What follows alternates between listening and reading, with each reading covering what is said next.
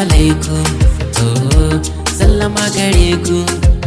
oh, na taho gare ku, oh, zan batu akan ku, oh, abokai na gaishe ku, oh, yan mata gaishe ku, oh, iyaye na gaishe ku, oh, abuwa na gaishe ku, oh, first ake kira na, sunana, wani ya ci gidana, tunda kun fito ku zo mu je mu zauna. Labari zana baku, yanda soyayya ta auku, ta mini kama kuku, har na rasa inda zana je na zauna.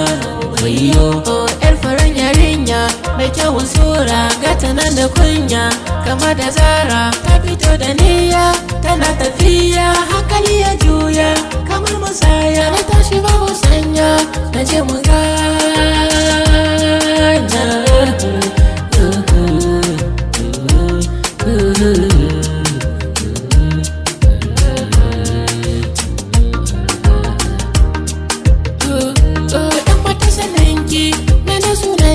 Daga can na ganki, na fara sanki, hankali ya dawo gare ki, sana zan mallake ki, zuciya ba ta da mulki, inda so abu kawai ya so shi. Budar bakinta, ta ce da ni wai gobe ne aurenta, za ta huta can gidan aurenta, ta gayyace ni wai na zo bikinta, suna ta bani Fatu ba ta binta, wayo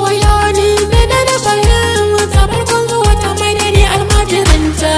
ba komai na koma can na zauna, zuciyata tana ta mini kuna, gobe ne ake kira da ranar aurenta, mene zana washe gari na zo gayyatar bikinta, na zauna tun safe domin kawai na ganta, sai zuwa can ta fito min da kwalliyar da ta zo gari ni mene za ta furta, sai ta ce wayo sahibina, a duri da raina,